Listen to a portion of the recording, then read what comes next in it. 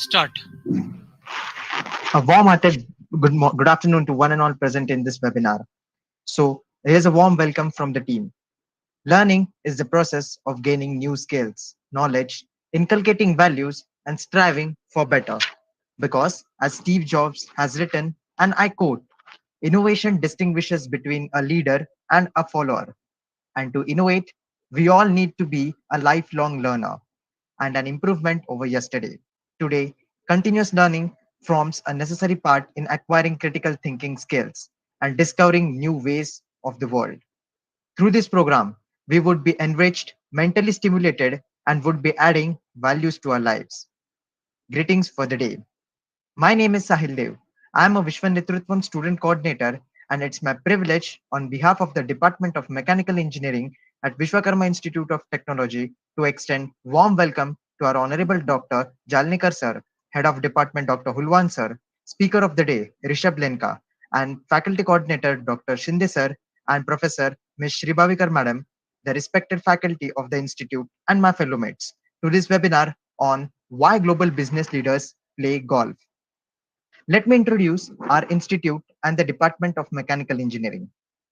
Vishwakarma Institute of Technology, Pune, India, is one of the premier technical institutes of high repute.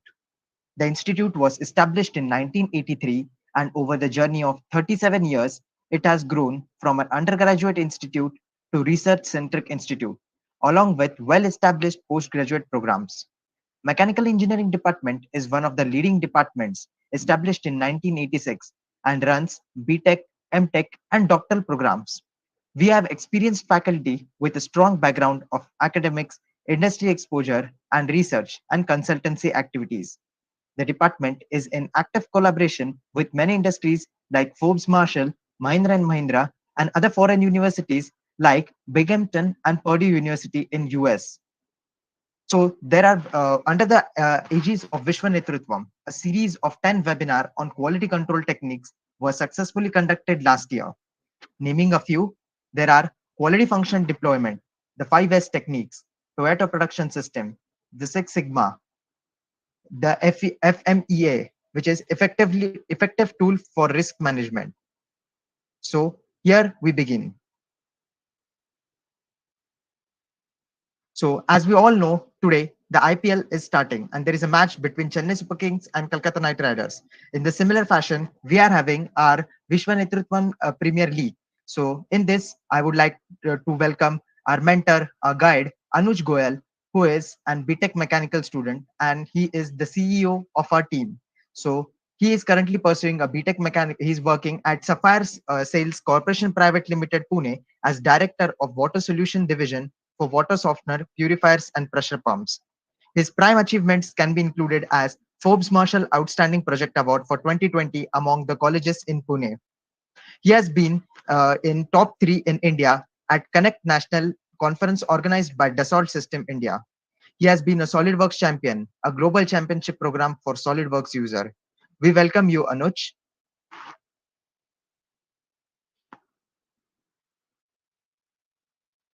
Next, it gives me a great pleasure to introduce Rishabh Lenka, who is our spokesperson for the day. Rishabh, born and raised in Pune, Maharashtra, is currently pursuing BTech in Mechanical Engineering at Vishwakarma Institute of Technology. His interest lies in specialized areas such as 3D animation and golf. He has significant contribution in extracurricular activities in area of sports and other social activities. Few of his achievements can be listed.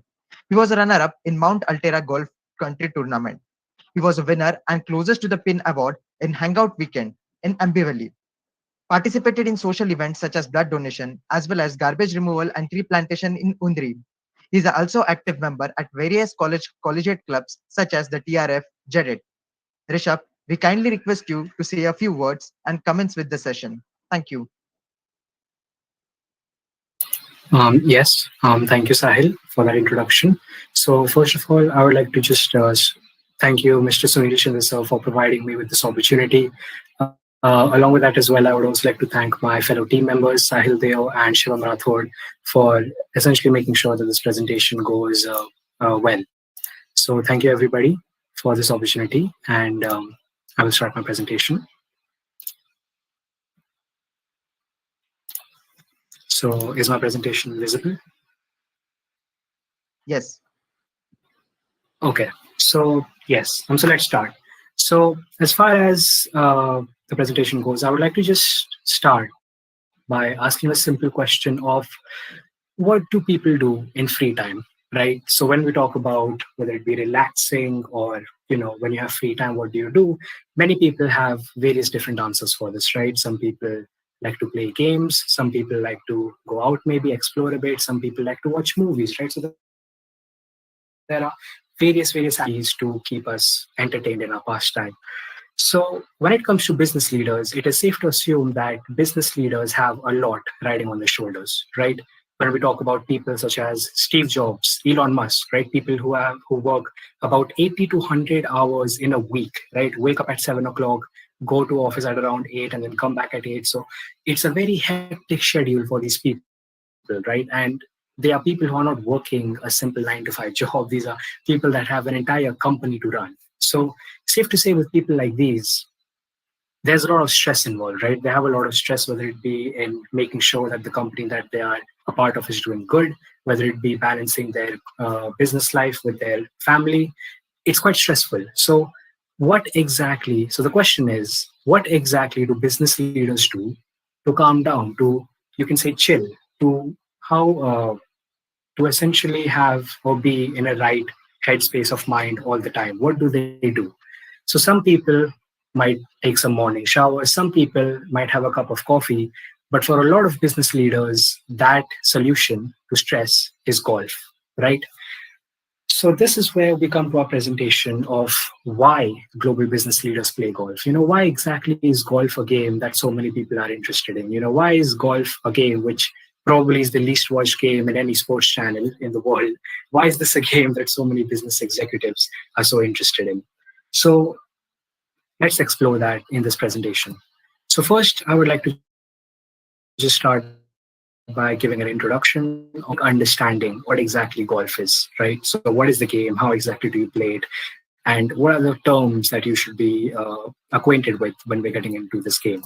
So as far as golf goes, this is probably the best way that I can explain it in a visual way. You have a ball, you hit it as hard as you can, and it's going to travel a few hundred yards, and you essentially repeat the process, right? So that is basically what golf is, right? The main objective in golf is to get from point A to point B in as low amount of shots as possible. And your point B is your hole, right? So you want to get the ball inside the hole, right? So that's the name of the game.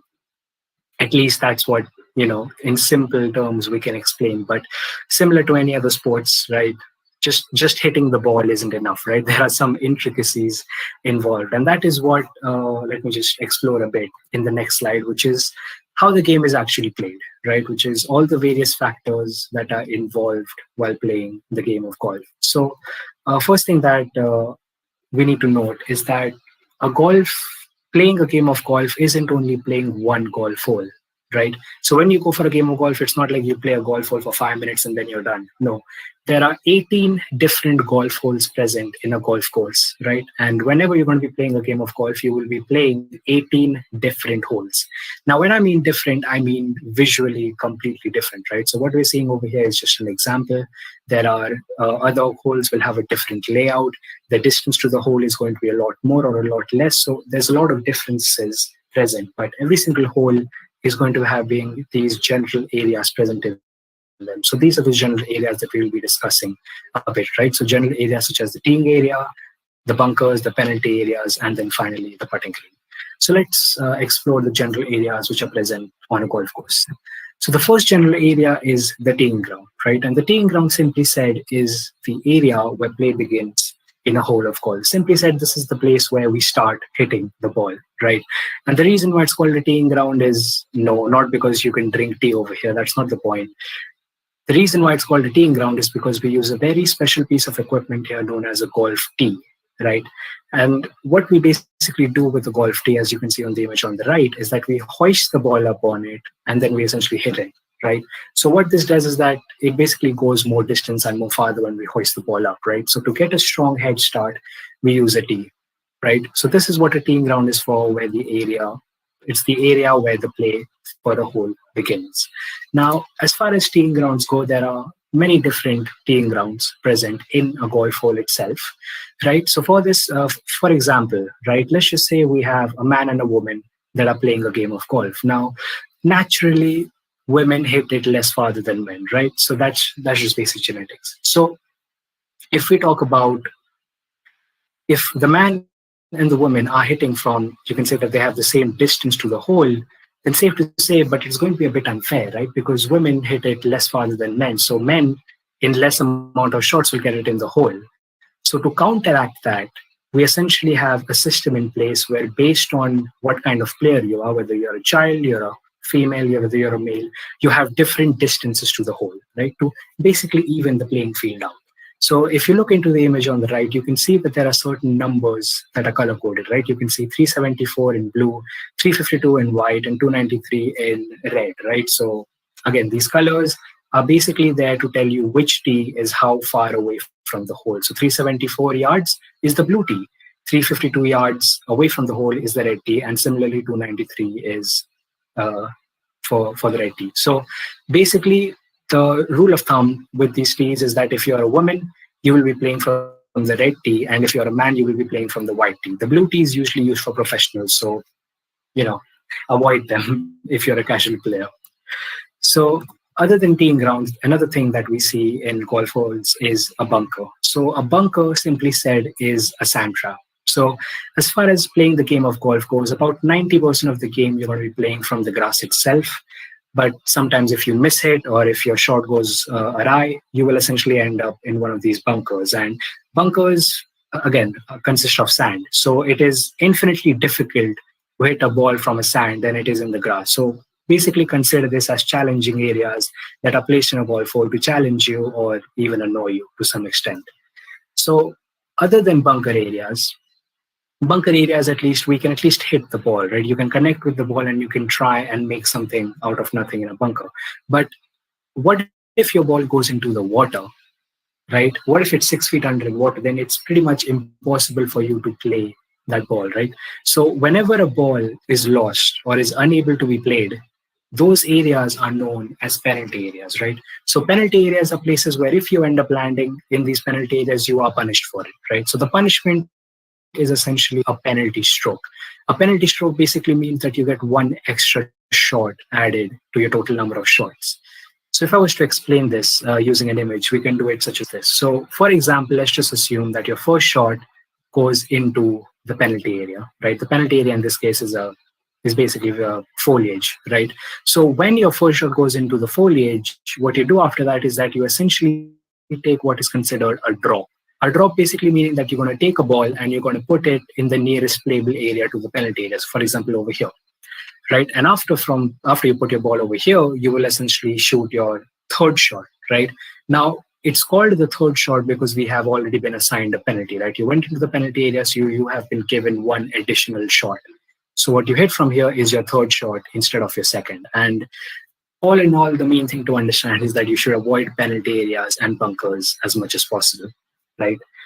Now, another thing to pay attention to is where a ball is often lost or unable to be played, right? So unable doesn't only mean going in the water or going in the middle of a forest.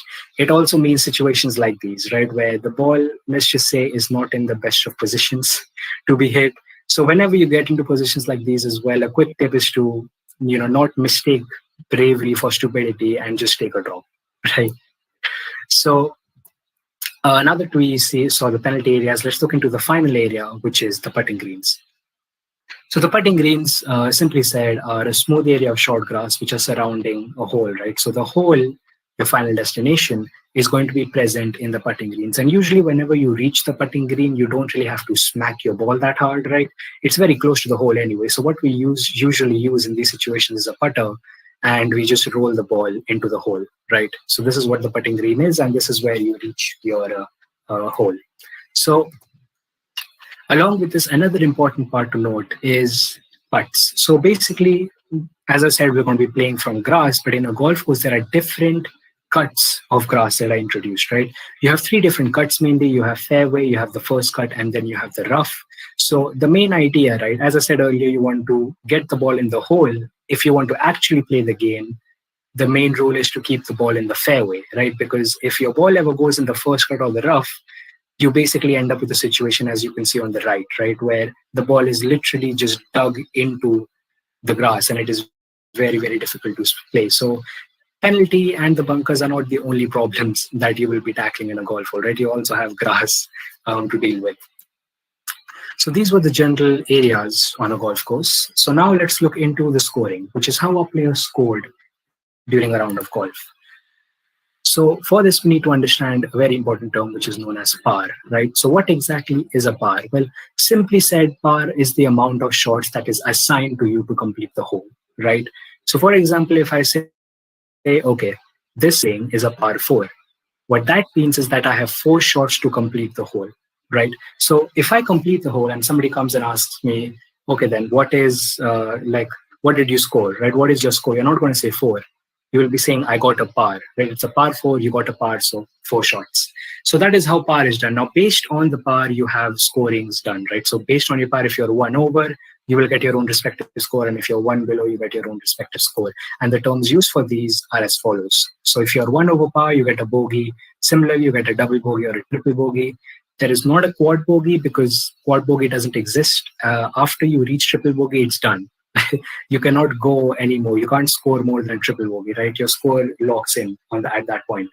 Then below par, you have 1 under par, 2 under par, so birdie, eagle, and albatross. And then finally, you have the coveted hole-in-one, right? Which is a very, very rare thing to happen. Something that I don't think a lot of people even get in their lifetime. So yes, if that is a one-way ticket to go, because you are extremely lucky if you do get one. So as far as the scoring goes, this is what a typical scorecard looks like, which will consist of the whole number, right? After that, you have your tees and then the respective yardages present. And then finally, you have the par limit, which is put. So par 4, par 3, right? And then you have the people who have written down the scores. Now, the scores that you've written down is the number of shots they've played.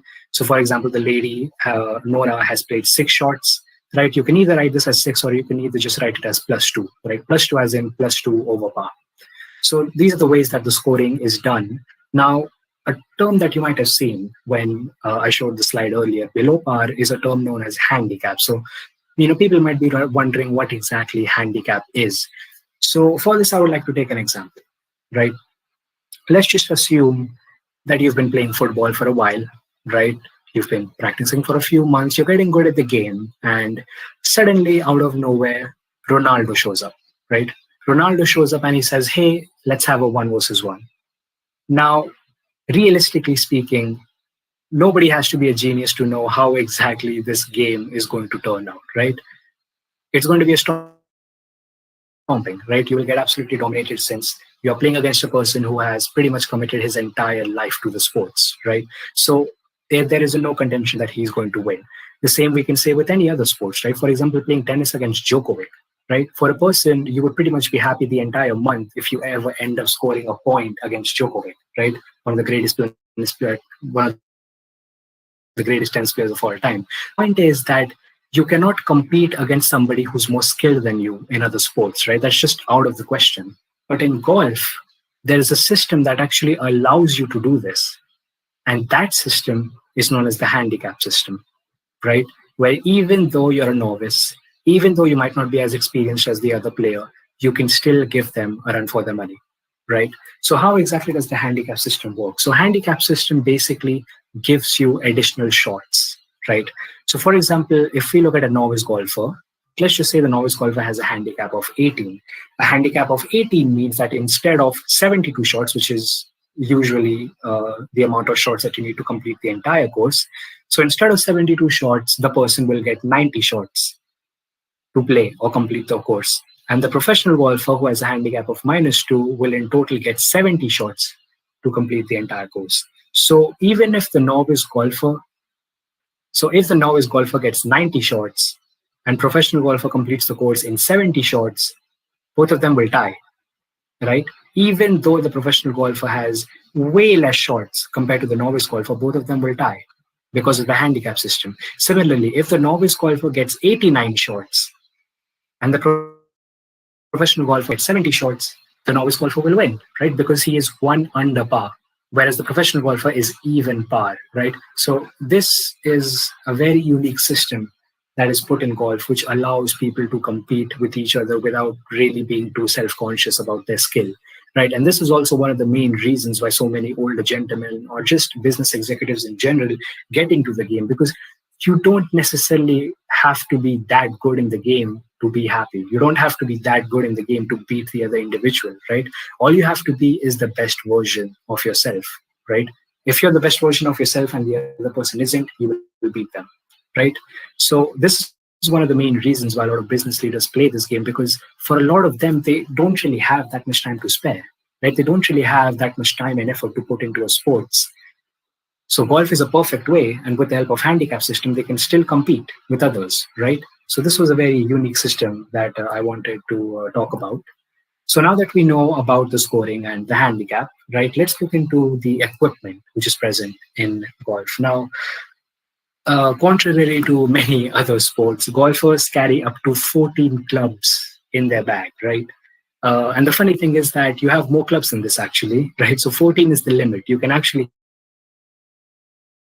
carry even more, again, want to, but 14 clubs is the limit that a bag has, right? So the question is like, why do people use so many clubs, right? Well, simply said, it's because every single club has its own particular purpose, right? So one interesting thing about golf is that the golf game in itself is very analytical, right? Because the game is so slow paced, you have to be very analytical with every single shot that you take, right? It really, really counts. So that to basically help with that analysis, you have different clubs, and every single club is going to serve a particular purpose, right? One club will hit 50 yards, another club will hit 100 yards. Maybe you want your ball to go too high, you have a club for that. Maybe you want your ball to spin back, right? You have a particular club for that. So based on your club and based on your preference, you have a club assigned to it. So as far as the different types of clubs go, you have 4 different types of clubs mainly. You have the putter, you have the irons, you have the woods, and then you have the drivers. And every single one of them, as I said, have their own respective distances. So as far as their distances go, these are the distances that an average person can hit. So the highest distance that you can hit, or the longest that you can hit, with a club is the driver, right? The driver, also known as the big D stick, is essentially the club which you will use to hit the longest, right? And the average distance that you can hit from a driver is about 230 yards, right? Which is almost, almost as big as a cricket stadium. And obviously, if you look at professionals, they hit the driver about 300 yards, right? So 320 yards they hit. So almost as big as 2 cricket stadiums. So again, right, you get a lot of distance from a driver, right? So all in all, these are the average distances of all the different clubs, and based on the person, it will change, right? So for example, if you have an old man, he's going to hit the driver for about 150 yards. If you have a young person, right, he might hit it for even higher, maybe 250 yards. So it depends from person to person, but these are the average distances for all the different clubs. So along with this, another very important part of the equipment for golf is your attire, right? Now, compared to other sports, golf has a more formal approach to attire, right? You look at maybe like cricket or American football, you have to be guarded up to your knee to protect yourself. You look at something like basketball, you have to have loose, like a short and a vest, right? To be loose and nimble. Golf is a lot more formal in its approach, right? You have stuff like polos, you have shorts, you have collared shirts and pants, you have to wear a belt, you have to wear a cap, right? So a lot of formality is involved in the golf attire does subconsciously is that it introduces discipline, right?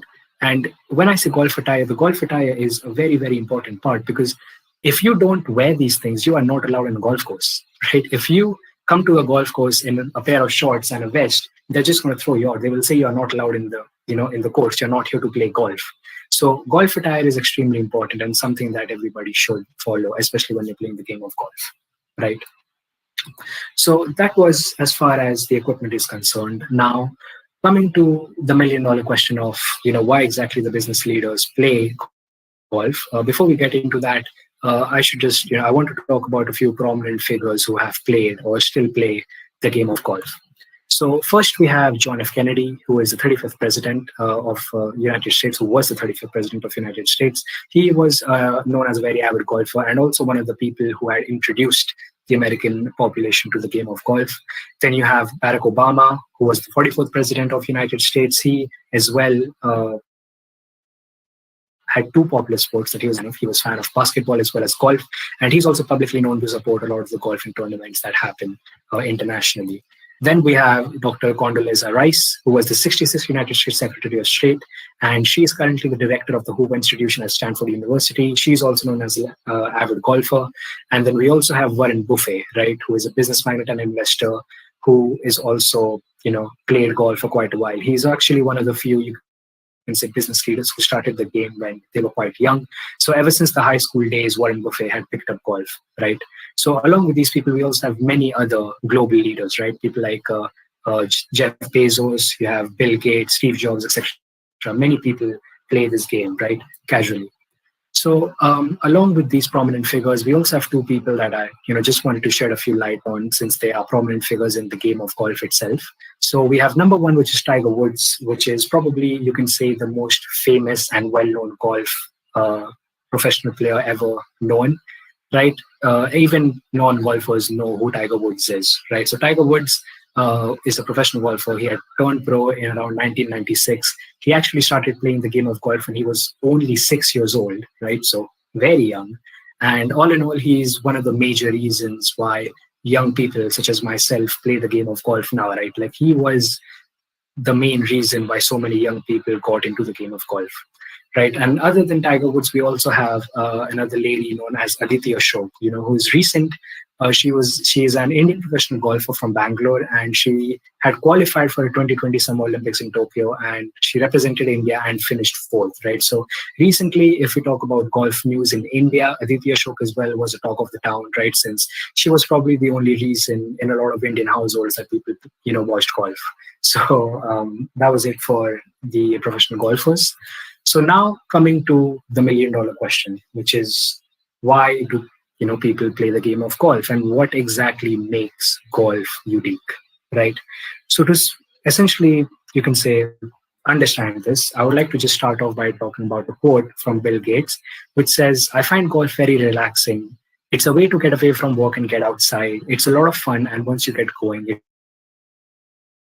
it's almost kind of addictive." Right? So contrary to many other sports, golf is very, very relaxing, right? 30% of you in the golf course, right? When you play a game of golf in the golf course, 30% of the time is going to be spent on you hitting the ball. That's it. The rest 70% is going to be you walking through the woods, communicating and talking with people, right? So it's a very social event, right? Golf.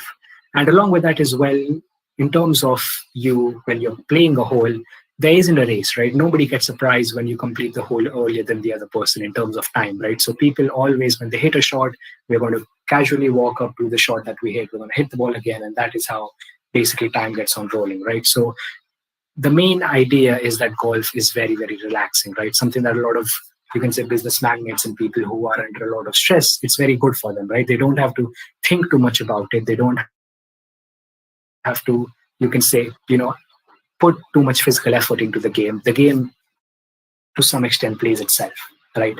So it is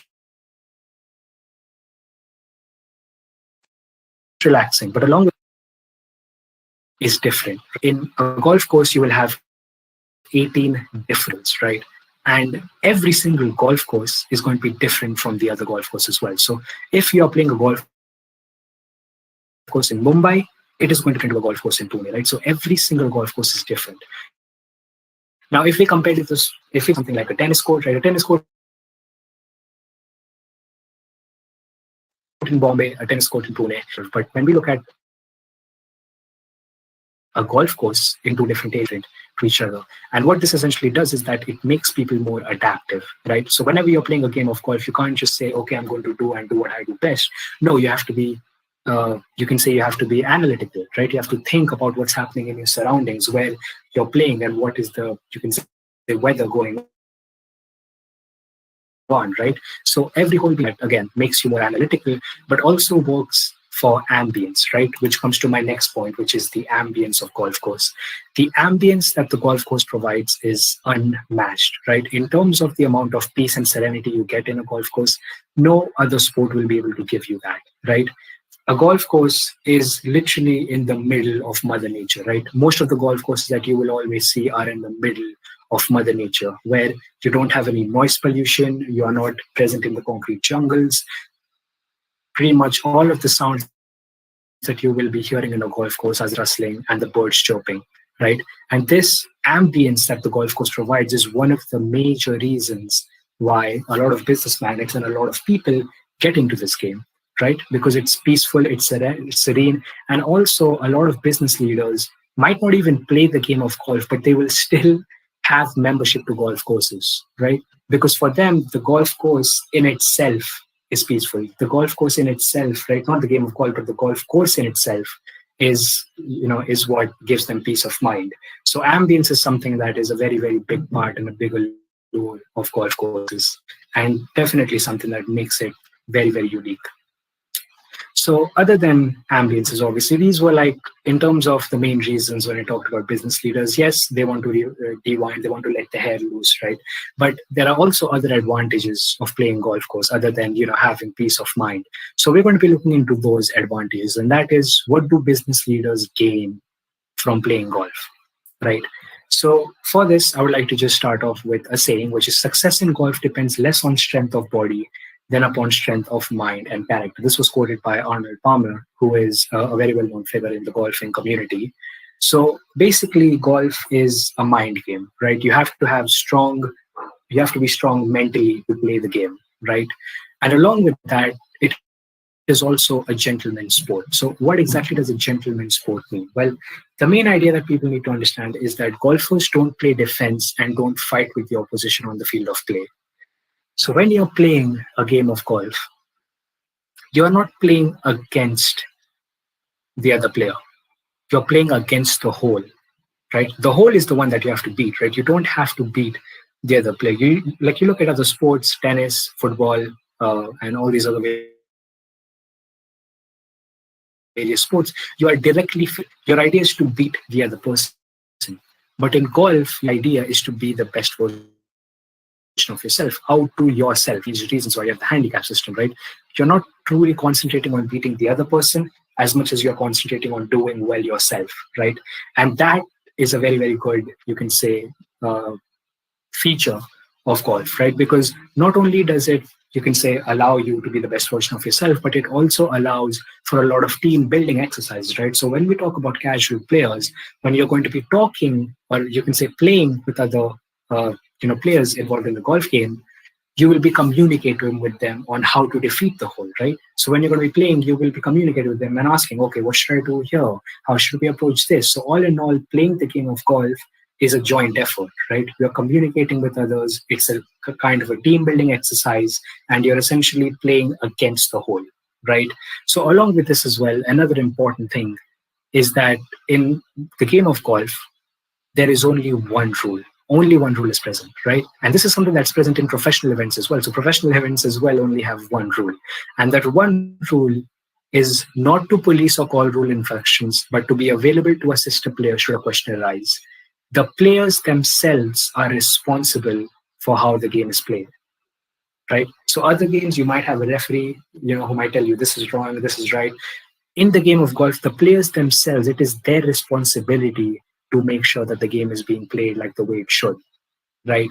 And what this essentially does is that this builds character, right? So when you're playing talking with other people, or when you invite a person who doesn't know the game of golf, you are able to communicate with them, and more importantly, you are able to lead them and tell them what is right, what is wrong, right? You don't have a referee, or you don't have somebody who is there as a rule enforcer. You yourself are the rule enforcer, right? So based on your character and based on your interpretation of the game, others will be influenced by it, right? So that is a very, you can say, unique part of golf as well, which is the game that you play dictates how others play, right? So along with this, there are obviously certain limits, right? You have to have certain common etiquettes in a golf course, and pay attention to the word etiquette, right? These aren't rules, right? You don't have any rules. These are etiquettes that we should follow when we're in a golf course. Number one is safety to the other golfers, right? So don't hit your golf ball until the group playing in front of you is completely outside your range. And if you find that the ball is heading in the direction of another player or group of players, be sure to yell forward to signal that they should be watchful of your incoming golf ball. So basically, be aware of your surroundings. Make sure that the people in front of you are not in any kind of danger. And if they are in danger, signal them, right? So along with this, we have second, which is flow of the game, right? So with the game of golf, you want to keep the game moving, right? So you should never be still for too long. And the good, you can say, thing about this is that this indirectly, for a lot of people like myself, enforces discipline, right? So when you go to a golf ball, right, when you supposedly hit a ball and you're going there to hit the ball, you're not just going to go there and just hit the ball, right? You have to be analytical. You have to think, right? Okay, I'm going to go, and this is the direction I want to aim at. This is how much club I need. This is the yardage of the hole. How exactly should I play the shot? So that analytical thinking, right, is something that you will automatically get when you start getting in a tempo, right? When you start getting in the quote unquote flow of the game, right? And being in the flow of the game, really, you can say, essentially increases your focus, right? It increases your focus. It essentially allows you and makes you learn how to ride a tempo or a momentum that you're going through. So all in all, flow of the game is something that a lot of people learn a lot of things from, right? Especially business leaders. Then we have maintenance of the golf course. So there is a saying in golf, which is take care of the course and the course will take care of you, right? And that is what we mean by basically maintaining of the golf course. Now, maintenance over here doesn't mean you going and grazing the ground for 5 hours, right? That is not your job. But by maintenance, I'm talking about the damage that you do. You should be responsible for fixing that, right?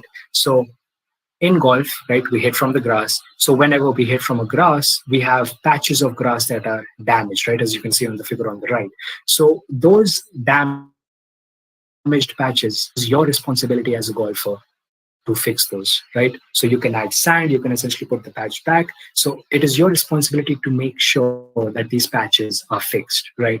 And doing this, not only again discipline, but it also enforces compassion, right? Because you're not doing this because you want to take care of the course, but you're also doing this for people who are behind you, right? So people who are going to be playing the game after you, like, you don't want them to look at the golf course and think it's shabby or there's too many divots around, right? So you're doing for them as well. And this, you can say, promotes compassion. And all in all, this just makes you a lot more caring, right? Along with maintaining of the golf course, you also have to maintain your golf clubs, right? So since you're always going to be hitting from the grass, obviously there's going to be a lot of dirt that's going to be present in your golf clubs, right? So you have to maintain them as well. And golfers almost every week will take their golf clubs and they will wash them like their shoes or clothes, right? So all in all, again, it's a sport in which you need a lot of compassion and caring for everything that you're playing with. So with those common etiquettes, we can essentially decipher some lessons, right? And there are a lot of lessons that golf gives. One of these lessons is be realistic about your capabilities and resources when developing new strategies. So golf is a game which makes you humble, simply said, right? It is a game that is very extremely unforgiving, right? And it makes you humble, right? What golf makes you realize is what your capabilities are, right? So for example, if I probably have to hit a ball 300 yards, I'll not be able to do it, right? I don't have the capability for that. A professional might, but I don't, right? So what is the use of going for that, right? So what I should do is play smart and just hit 150 yards and then hit 150 yards again, instead of trying to full power the golf ball and then essentially just shooting it in the middle of nowhere.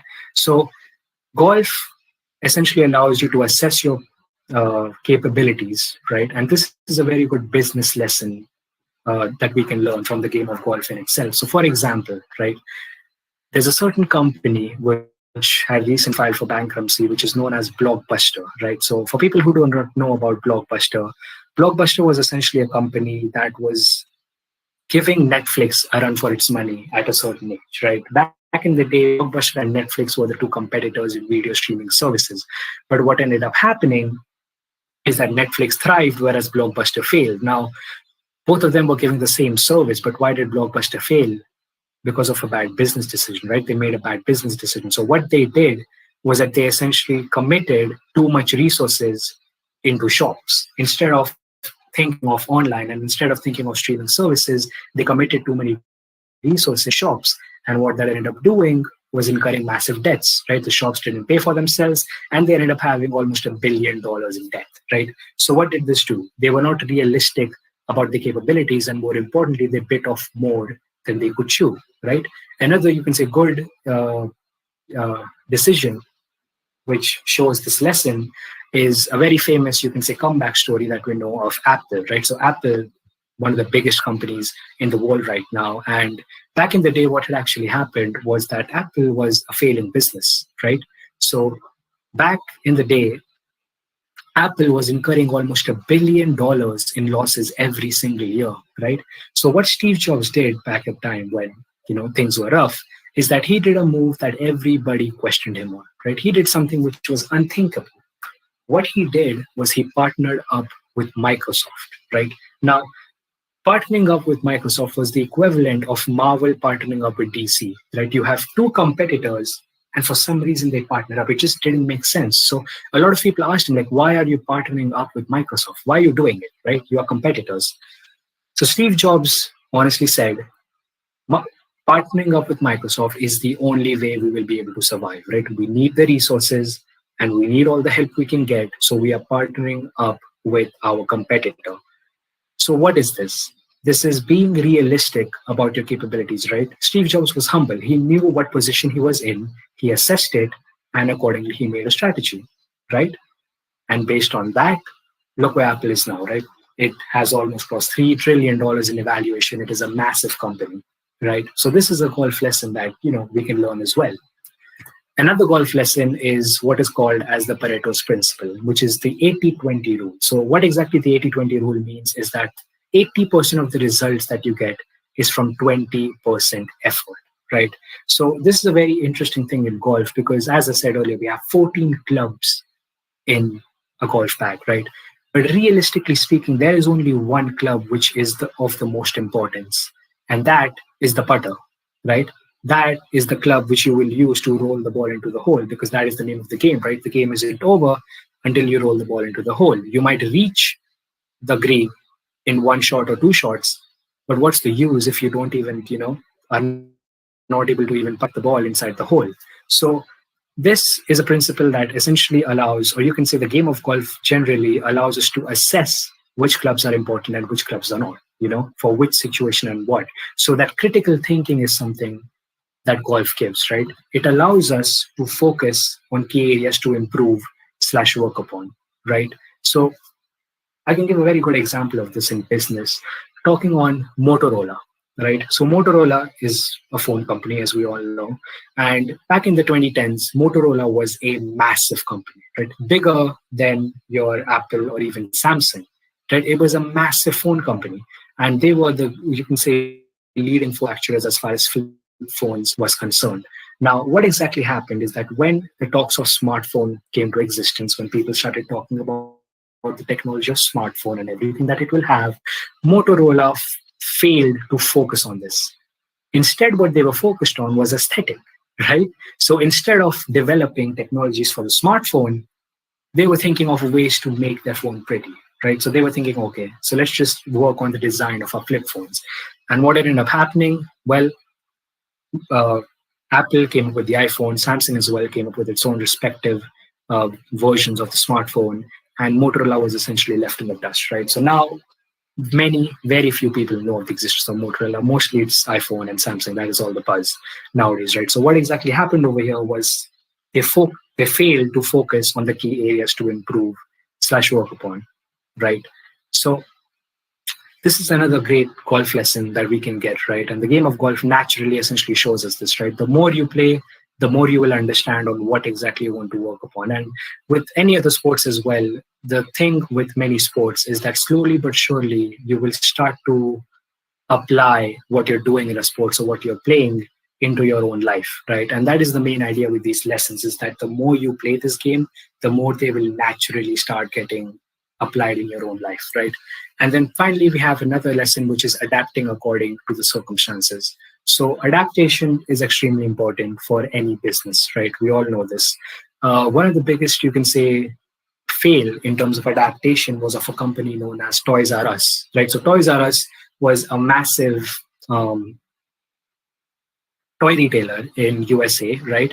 And they recently had filed for bankruptcy. So in 2018 is where all of their stores shut down. Now, the reason for this was because they weren't able to adapt. Right? So Toys R Us had massive stores all across the world, right? Massive stores, depots, compounds where people would come and buy things. But around the 2018 mark is where they filed for bankruptcy because online was all a buzz. So sites such as Amazon, Flipkart were getting all of the traffic, were getting all of the were getting all of the attention, and Toys R Us failed to adapt to it. They weren't able to convert their market into the online store, and they ended up failing, right? So adapting according to the circumstances is something that golf teaches you as well, because as I said, not every single hole is same. Every single hole is different. In golf, to some extent, every single shot that you will play is different, right? Because the weather is a big issue. Where your ball is present, is it in the rough? Is it in the fairway? The slope that you're hitting the ball from, is it on a downslope? Is it on an upslope? Which direction is the wind going? According to that, how exactly do I have to correct my trajectory so that I get to the destination? So golf is a very analytical sport. And what it basically does is that it allows you to adapt according to the circumstances, right? In golf, you have to be very, very aware of your surroundings, and only being aware of your surroundings will you be able to play a good game, right? So these are some of the greatest lessons that golf essentially teach us, right? And another so these are the greatest lessons, right, that golf teaches us, especially quite useful in the business world. But another very important thing which is very useful in the business world is networking, right? So networking is essentially just meeting with people and making connections, and golf is a very great tool to do this, right? So just to give a few statistics, a whopping 90% of Fortune 500 CEOs, they play golf, right? And also with this, you have around 80% agree that playing golf aids in establishing new business contacts. Now, the game of golf is very good for networking, right? Not only by playing it, but also just knowing the game of golf itself, right? Like think of how many instances you have essentially been able to bond with people because of a similar topic, right? Like F1, for example. People bond over F1. Do they play the game, or do they race cars? No, they don't, but they still bond over it, right? So golf to some extent is that version for business magnates and business leaders. A lot of business leaders play the game of golf. So even knowing the game of golf is a very great asset in establishing connections, right? So something that Warren Buffett had actually said about golf is that to find a man's true character, play golf with him, right? So based on how you play and how you present yourself, you will essentially be able to, find someone's character. And this is extremely prevalent in the game of golf because you're spending upwards of 4 hours with the person, right? Like this game isn't a short game, right? It's not done in 5 minutes or 10 minutes. 4 hours you are spending with that person, right? And what this does is that maybe 1 hour is going to be you talking with them professionally and stuff, but around 1.5 hours is where they start to get more comfortable and you can start building more personal relationships, right? So that is, you can say, a very good way or a very good thing that golf does, which helps in networking. So if I was to, you can say, compile all of the points that I talked about golf, right? It would be such as this, right? Golf is mentally relaxing and the ambience is very peaceful, very serene. So what this does is that this makes people or puts people in a good headspace. So communicating with them becomes infinitely easier, right? Then golf is a gentleman's sport, right? It's a gentleman's sport. You're not competing with the other person. So all in all, those team building exercises and communicating with them and trying to fight against the whole is a very good way to, build connections a bit close to the other person. Then you have your mannerisms and the handicap system. Mannerisms, obviously, as I said, the etiquettes that you follow, they will show that you are a person of good character. The handicap system will make it so that even though you might not be as good in the game of golf as the other person, you will still be able to compete with them, or essentially have a friendly sense of competition. And then finally, the high profile crowd, which is a lot of high profile crowd is already invested in the game of golf. So even knowing about golf and being aware of what's going on in the game of golf in itself is a very big asset. So golf promotes socializing, as we discussed. A lot of golf, you can say a lot of companies actually will have a lot of socializing events centered around golf, right? So you have companies such as IBM, Mercedes-Benz that host their yearly competitions, right? Where they will have their employees as well as employers come for a game of golf, right? And usually the main purpose of this is not only for entertainment, but also to make business deals and to discuss certain issues, right? So socializing wise, you have a lot of opportunities in golf because a lot of companies as well as a lot of local parties will be setting up these socializing meetups for people, right? After this, we have golf promoting discipline. As we discussed, golf encourages people to be compassionate, to take care of others, and more importantly, how to handle yourself in a crowd, right? That is something that golf really does well. And then finally, we have golf builds business skills, right? So we discussed about the greatest lessons in golf and how exactly they translate into the business world, right? And how would you use them? So one thing that I wanted to talk about is the meetups, as I discussed earlier about socializing. So recently, I had actually gone for a golf meetup in Ambi Valley, right? So this was a meetup where you had about 30 to 40 individuals, and we all came together for 1 or 2 rounds of golf, right? And we had a competition there. And all in all, this is what a meetup would typically look like, right? You go there, you have fun, you meet with different people, you socialize, interact, and you also, at the end of the day, have a good time. So this was just something that I wanted to share from my own personal experience that we had. And yes, so finally we are into the closure. So to just give closure on everything that we've discussed, we discussed about what exactly golf is, right? To get the ball inside the hole in the lowest amount of shots as possible. We discussed that golf is a gentleman's game, right? About how we are playing against the hole, not against one another. And then we discussed about golf offering great life lessons, right? And how exactly they translate to business. And then finally, how golf is a very, very good tool for networking and establishing connections, both personally and commercially. So these are the references that I have taken. I would recommend A Gentleman's Game by Tom Coyne. It's a very good book that essentially explains what golf is truly about, right? And then that is it for my presentation. Thank you for your time. Yes, so I'm done. On to Sahil. Thank you, Rishabh. That was really a very interesting presentation. So I would like the audience that if anyone has any kind of questions, queries, you can surely ask Rishabh. Yes, Sahil, I would like to ask. Yes, sir, sure. Yes, Rishabh, very insightful, very knowledgeable presentation about golf. So you talked about what is golf, what is the main objective of golf, golf rules, the different clubs, like the 14 clubs, okay, then the different areas.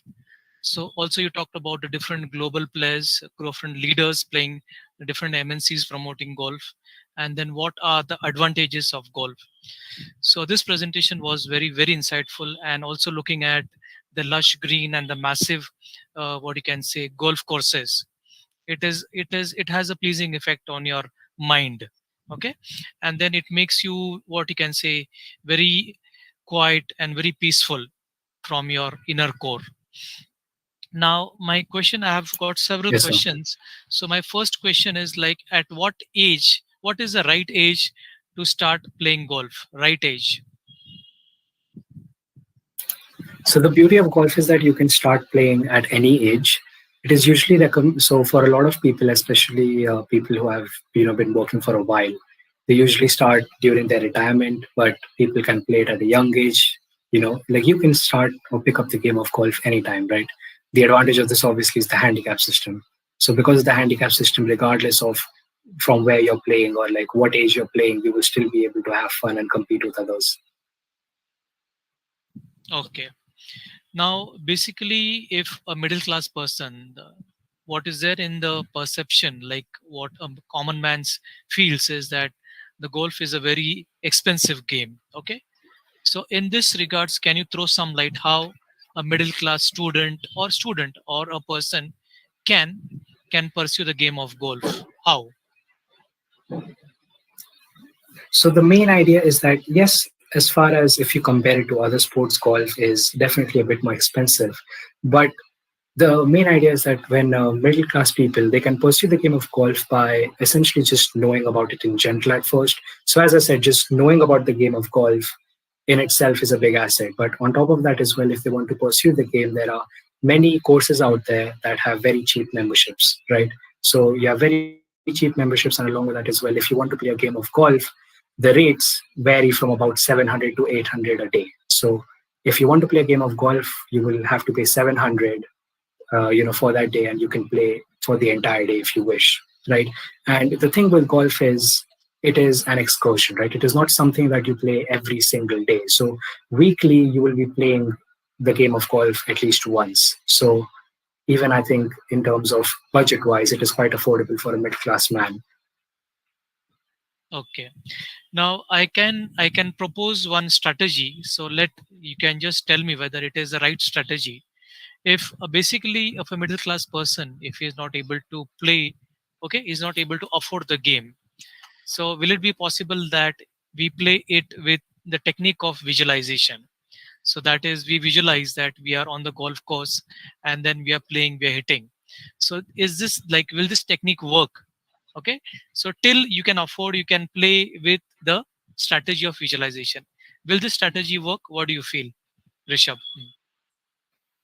So as far as the strategy goes, like as I said, one of the biggest, you can say, allures of golf is the golf course itself, right? So you need to be present there, and you need to essentially soak in the ambience that the golf course provides. So in terms of getting better at the game, yes, it will 100% work. So many people, especially golfers, especially during the times of COVID where you could not go to a golf course, they were in their balconies or in the terraces, visualizing and practicing the golf swing. So, as far as getting better at the game, yes, it will definitely work.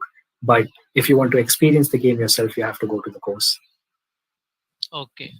There are any kind of like video games or any kind of apps or any kind of YouTube channels you can recommend for starting the game of golf? Any like app or like any channel, anything can you suggest? Uh, yes, sir. So there are various YouTube channels. You have channels such as Rick Shields. You have Rick Shields Golf, who is a very good teacher on YouTube.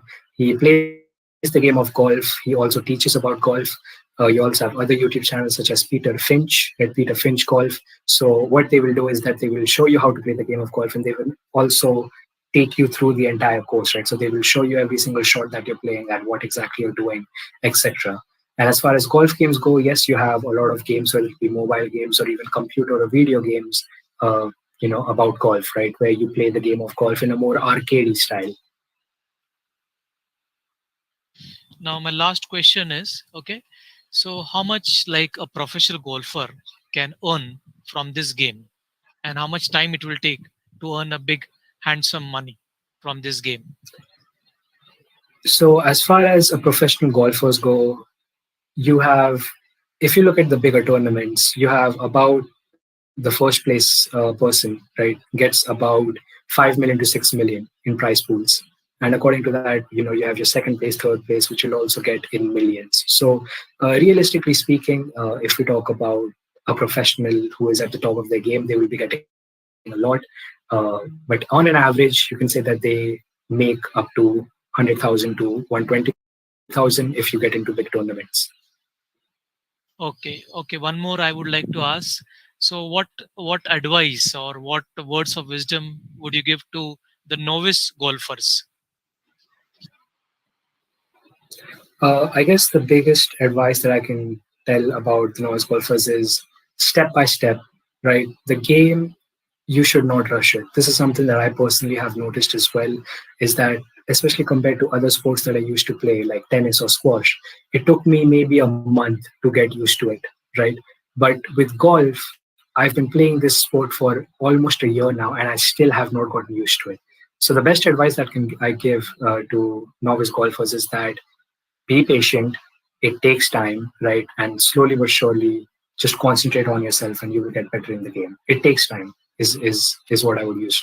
Is what I would say. Okay, so thank you, Rishabh. So it was a wonderful presentation, very insightful, very knowledgeable.